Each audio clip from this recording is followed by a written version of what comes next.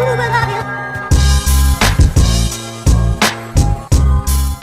what's up, guys? It's Christian. I'm back here on another episode of The Grind with my good friend Naomi. Yeah, we met a while back, probably like 2000 in the 2000s, and so a long time. Yeah.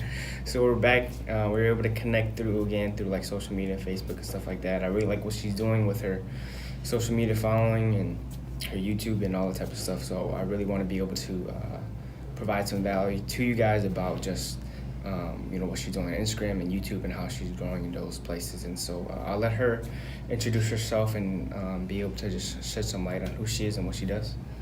Hi guys, my name is Naomi. I run a few different social media platforms on Facebook, Instagram, and YouTube. And my focus on all three of those is just spreading awareness about fitness and just living your best life. Awesome. That's great.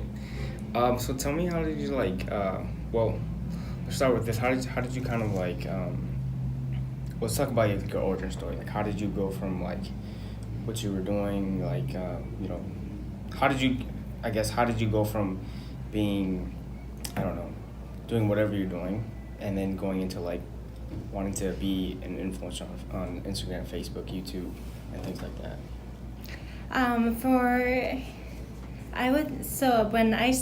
never saw myself as especially as a fitness influencer, because I was never really into fitness. But when I started getting into fitness, I started following people on different social media platforms, and what I found was that there were no Asian girls to follow. And so I'm just like, what is this? The fitness industry is huge, and why are there little to no Asian why there are so few Asian influencers in there? And so when I started, I was just I'm nowhere where I want to be yet, with my fitness goals or just in life. But I was just but I knew that I would eventually have a story to share. I knew that I was still just very much in the process of everything, and even now I'm still in the process of everything. But I wanted to share that with people, and I wanted to eventually be able to fill that open space where there aren't a lot of Asian fitness influencers on social media. And so I saw the opportunity, I saw the space, and I was like, hey, I have nothing to lose if I try and go for it, and that's what I did. Awesome. That's so great. Yeah, I agree 100% on the part where you're talking about not a lot of Asian influencers, especially in the fitness area. Mm-hmm. There's not a lot. I think even today still. And so I think that you seeing that white space was super smart of you. What, fitness, how did you get into that to start out with? Was there a moment where you're just I need to take this more seriously? Or was there a particular moment where you're just this is super important and I need to be more healthy and I need to just go all in on just being, like you said, the best version of yourself? Mm-hmm. So as I said before, I was never into fitness. I didn't play sports growing up, and I didn't do anything physical. I was just, I was a huge nerd. I loved to read books and play music, and so I never saw myself in fitness. And I was just really, whenever I tried to do anything fitness related, I was just terrible at it. I have terrible coordination. And so when I was introduced to fitness, and I was introduced to it through my husband, so he really liked to go to the gym. And so when we first started dating, then I would go with him because he would go, and then we were still in the stage where we were really nice to each other, and it's okay, I'll go with you, and so I would go with him, and he paid for my membership too, so it's I have nothing to lose, it's not coming out of my pocket. But when I went, I hated it.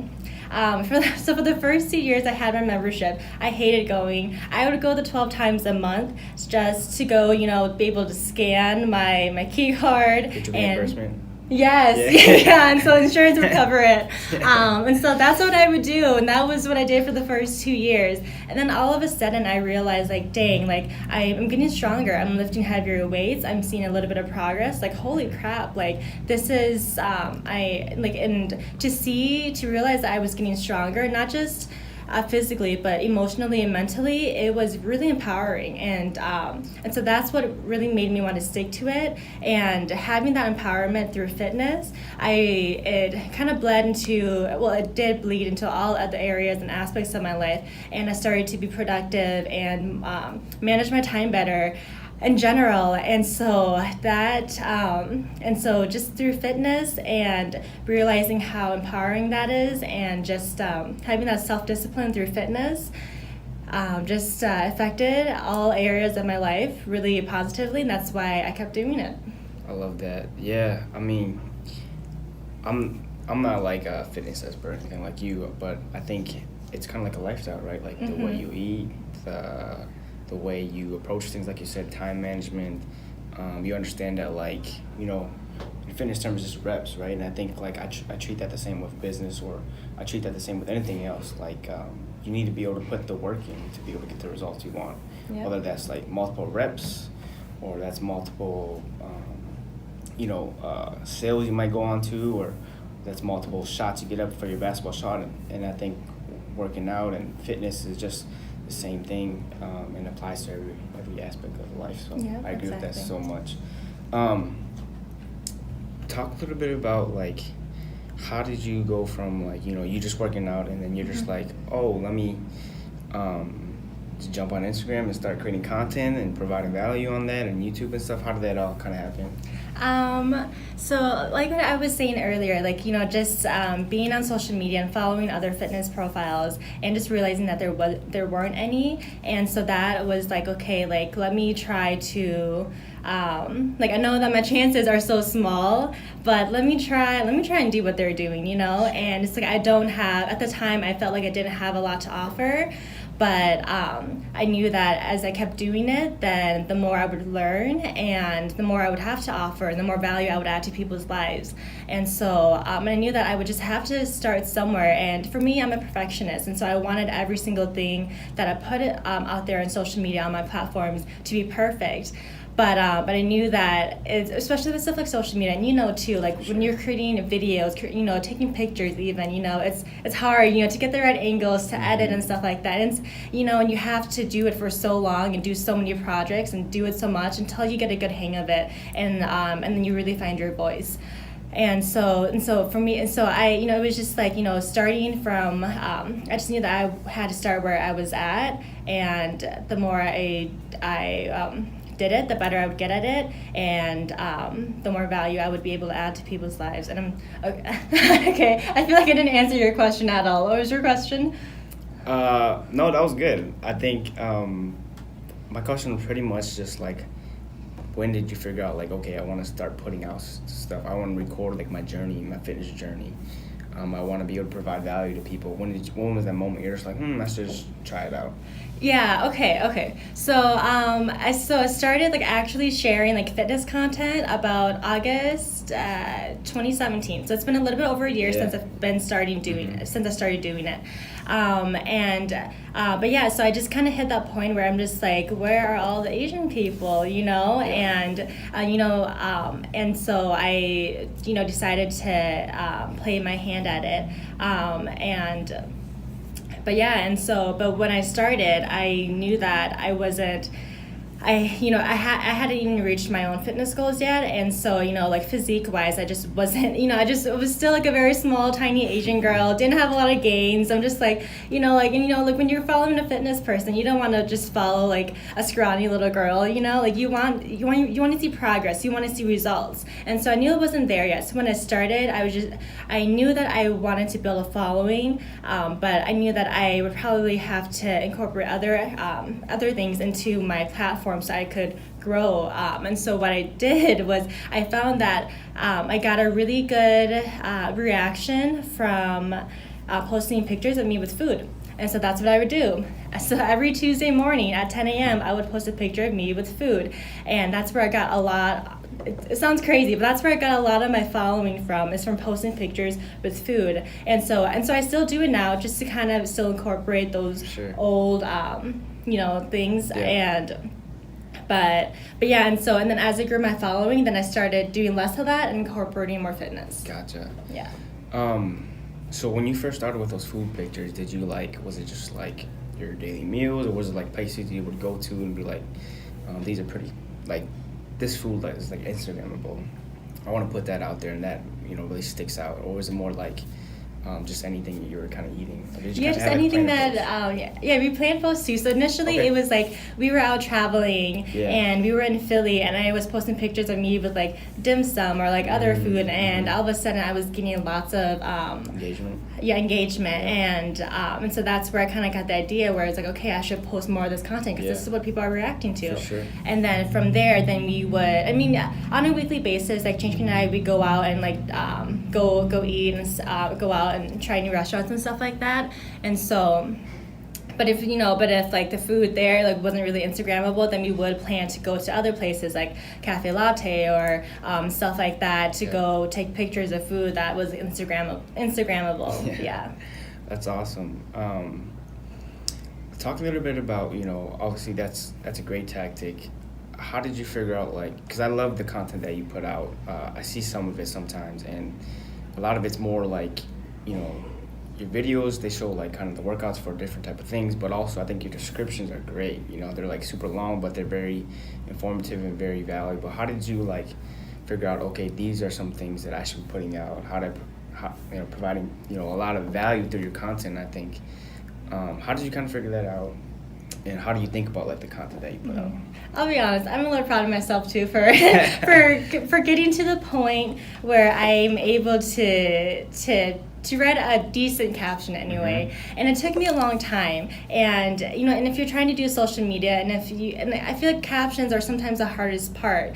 And it's hard to say something different every day, and you get to a point where it's like, crap, I don't have anything else to say, And so, but the more you do it, the more you the more you get a feel for what works, what doesn't, what is you and what's not. And so, and it's really important if you're doing social media to find your voice, and the only way to find your voice is to be consistent and to keep posting. The more consistent you are, the faster you're going to find your voice, and that's what people respond to, and that's why people follow you, because you have a voice.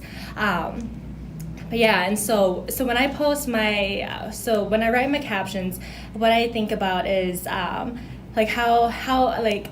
can I add value to people's lives? And a lot of times with fitness, people don't really understand it, and so explaining it to them in a way where, or interpreting it in a way where people get it. So on a lot of my YouTube videos, I'll compare fitness to doing makeup or doing hair, and things that people you explain in a way where it's like, oh yeah, that makes so much sense, And so breaking it down and just making it more relatable, and because I know that when I was following other people, they talk about all this stuff and use all these terms, and I had no idea what they were talking about, and I was just like, that's not what I want to do for my followers. I really want to break it down, make it relatable, because if you make it relatable, then it adds more value to their lives. Otherwise, you're just writing a bunch of crap, basically, and which is pointless. So just making it, breaking it down in a way where it is just really easily relatable to people, and it just makes sense to them. Yeah. For sure, I love that. Yeah, I think making it easy for people to be able to understand is super important. I think that's super smart by you. What platforms, you said Facebook, Instagram, YouTube. What platforms, I guess since you said that, why those platforms? And talk a little bit about what your approach is. Is it the same thing for every piece or every platform, or is it different? Talk a little bit about that. So I personally feel like Instagram is like my little baby, and because that's where I started. Yeah. And honestly, the only reason why I started a Facebook was because in order to turn my Instagram into a business profile, I needed a Facebook page. Yeah. And so initially, I wasn't planning on using my Facebook platform too much, but then I realized okay, it's an entirely different audience that I can reach. Why not? So that's why I started posting more on Facebook. So Instagram, it's where I feel like I'm the most personable. You see the most about my day-to-day life, what I'm doing, and I feel like you get that's where you I don't know, I just feel like that's really where my community is, and where people they can really relate to me and see who I am, But on Facebook, I feel like it's strictly kind of just more professional. I keep everything fitness. I don't really post about my personal life. You don't see my day-to-day life. I don't really post like too much about like what me and Chain are doing. It's just workouts or just like, everything is fitness related for the most part. And then on YouTube, it's very beginner based. And so everything that we're producing right now is meant for the beginner, so it's nothing intricate, nothing crazy, and everything is really just really basic. Gotcha. That's so awesome. Yeah. Facebook, obviously, you can't reach as many people as easily as Instagram, and I think you've done a good job of growing your following on Instagram, and I haven't checked out your YouTube too much, but I'm pretty sure. For your YouTube, do you put out like more long format content or? Oh no. No. For me, so people really like to watch videos. I don't. Yeah. And so for me, when I'm taking a lot from my own experience when I started watching fitness videos, and people would have it would be like, oh, like this is like an ab workout, but it would be like a 30-minute long video, and then the ab workout would be somewhere in the middle, so you'd have to watch the whole 30-minute video about them doing like a bunch of like random stuff that you don't want to watch that I don't really care about. 100%. And so for me, I was just like, I don't want to waste people's time, and my time is precious too. Sure.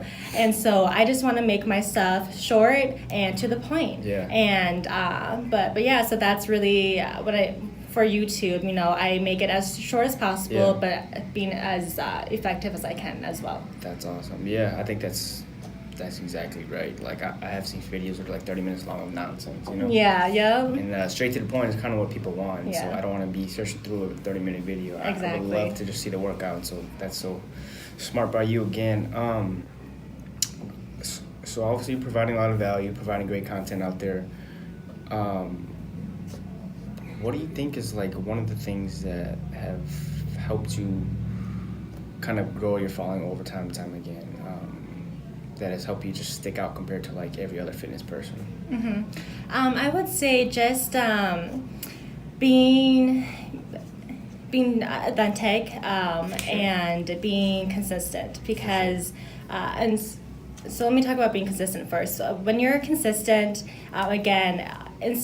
being on social media is all about finding your voice, and the better you're able to find your voice, that I feel like that's when people really follow you, because you know who you are, you know what kind of content you're creating, and they like that, they see that, and they love it, and they respond to it. Mm-hmm. But when you're just kind of copying, taking things from other people's Instagrams and not really doing your own thing, people can also see that, and they see, oh, like that's not really authentic, and she's just, they're just kind of a cookie cutter Instagrammer, and a lot of times that's not the kind of people that the people want to follow. For sure. And so so being consistent so you can find your voice, and being authentic and that also comes into play with finding your voice. But yeah, on top of that, I did a lot of research before I even started social media. And what I did was I looked at, and I feel like this helped me grow a lot as well, is I looked at different people in the fitness industry. I looked at where they started, where they were now, and I compared them to other people who were also in the fitness industry. I looked at their numbers, like their engagement and stuff like that, and I looked at, okay, like this is kind of where they started, and at this time, this was the kind of content they were creating, and compared to someone else who maybe had more growth or less growth, and how do they compare? What did this person do that this person didn't? And I did that across all social media platforms, and I feel like that being able to analyze stuff like that really helped me too, to see, okay, this is what works and this is what doesn't. I love that. That's so great. Yeah, I think the two things you talked about that are super important is just being consistent and being authentic, and I think those are two variables that help people stick out the most. People want someone that they can relate to, right? And I think that's super important, and then they want to see that person each and every day, and so being consistent is just super crucial to growing your following, I think, from what I've seen. Let's talk about what I like to ask this question, and this question is probably my favorite part of like the podcast is, what are you kind of like obsessed with right now? Like for me, I'm kind of obsessed with like, obviously football's here, so like I'm kind of into that right now, and there's like a lot of crazy things going on in the football world, and then basketball's coming up. So I mean, obviously, like a regular guy, like those are kind of the sports just coming back, so I'm just kind of obsessed with that and trying to figure out what to watch and who's popping up on football and stuff like that. What about you? Like, what are you obsessed with right now?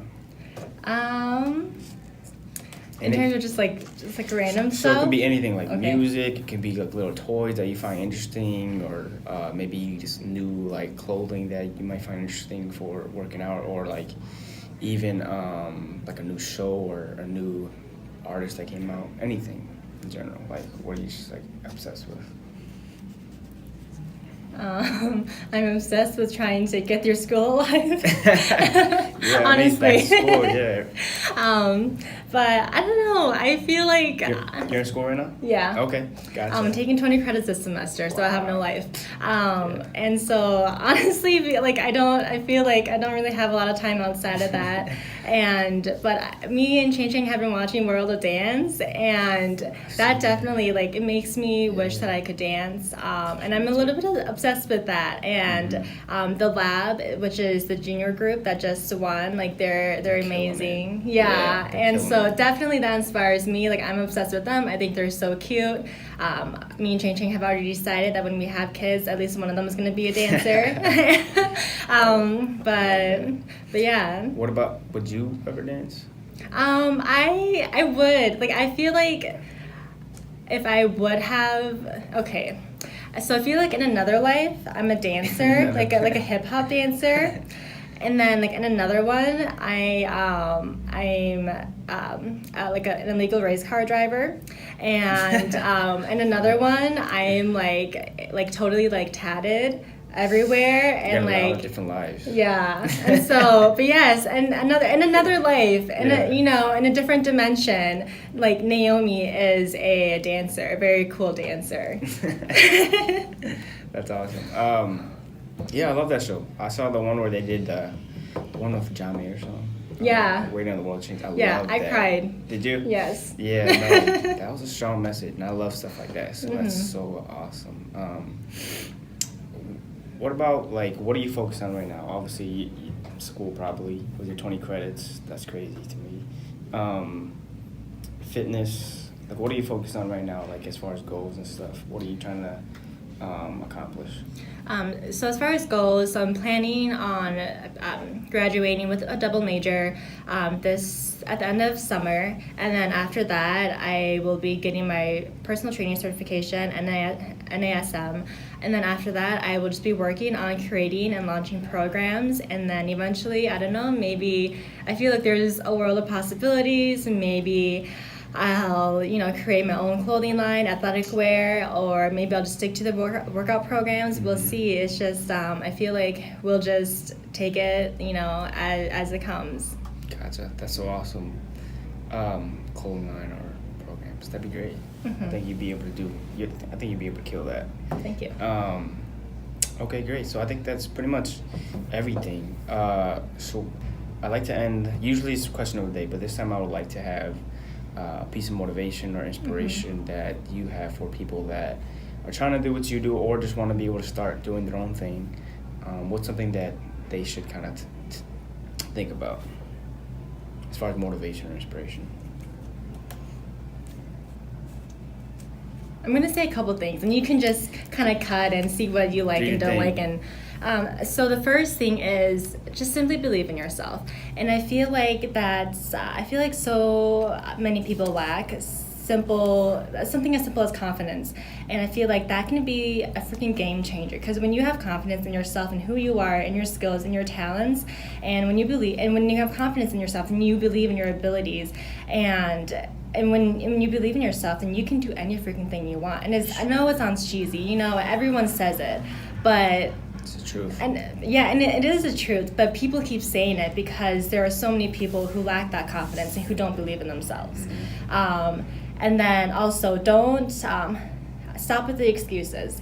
And for me, I'm someone who when it comes to goals, like you just got to get done, Yeah, for sure. And I don't, it's just like, regardless of what your schedule